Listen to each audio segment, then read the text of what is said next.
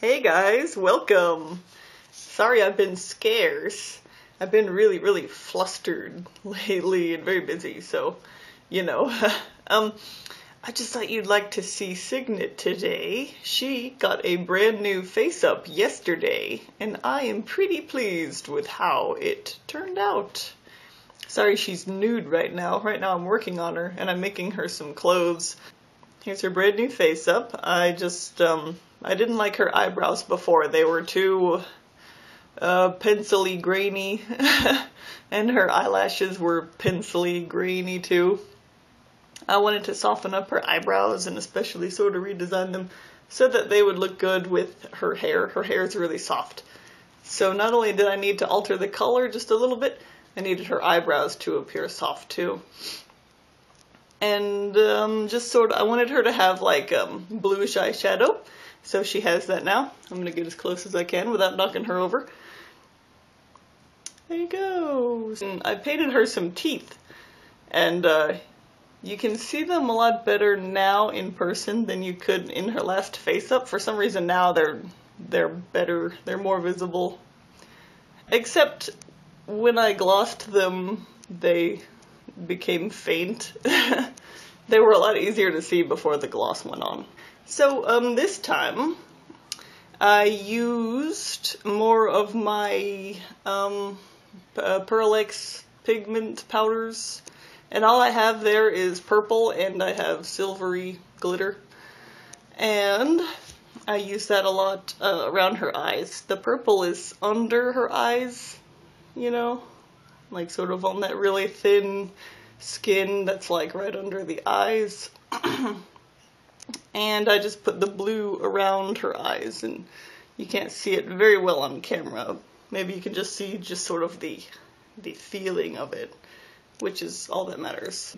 I wish you could see this really better, but it looks really kind of metallic, especially after I put that gloss on. It's glittery, and the way I mixed the paint colors, I did a lot less than work on her eyebrows this time. All I did was just blush them on there, and then I drew some really thin lines.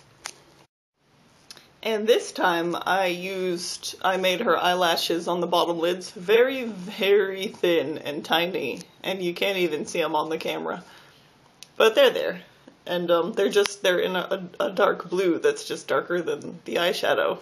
And this time you'll actually notice that she has 3D eyelashes. Yay! Yay! They're probably not the best you've ever seen. I used human eyelashes to make them, and I hate the human eyelashes because they have a sticky residue on them that makes so it will stick to your eyelids well. And that's kind of annoying for the dolls because it wants to stick to the eyeball when you put the eyeball in, and chances are good you might actually accidentally like rip the eyelashes out.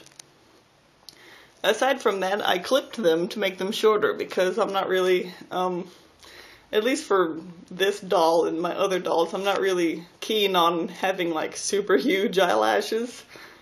I know some people have that, but I'm not really into that right now, so I wanted to clip them.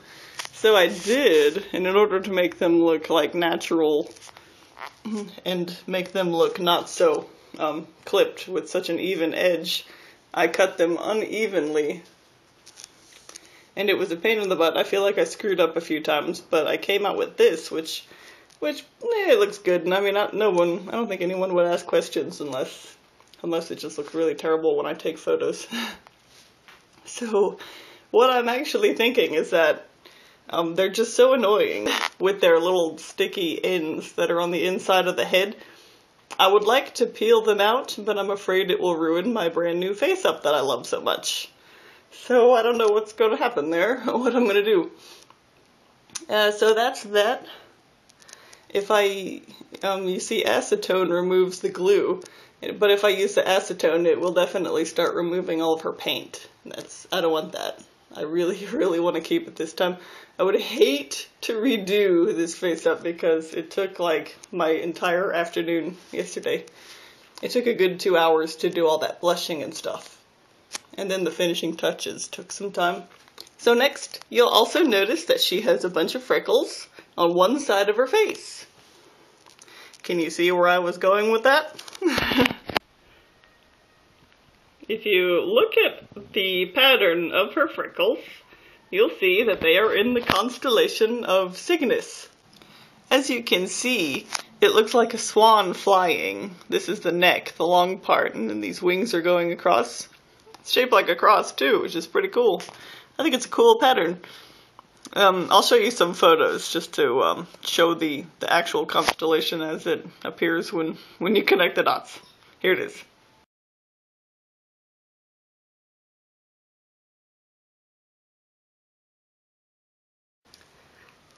So there you go. It's not random. It's just something that's purposeful. She has a swan theme. It was her name. I just came up with that name, Cygnet. And that's what gave birth to her swan theme. Otherwise I wouldn't have started thinking swan thoughts. But I am now. I'm probably even going to put some little swan decorations on her, like little pendants or whatever.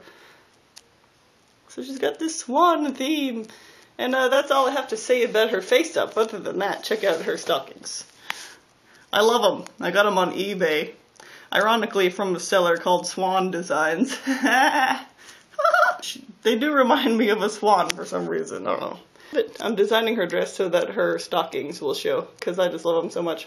I was actually sad because right after I bought these stockings, I think the seller liquidated all of their other stockings or something.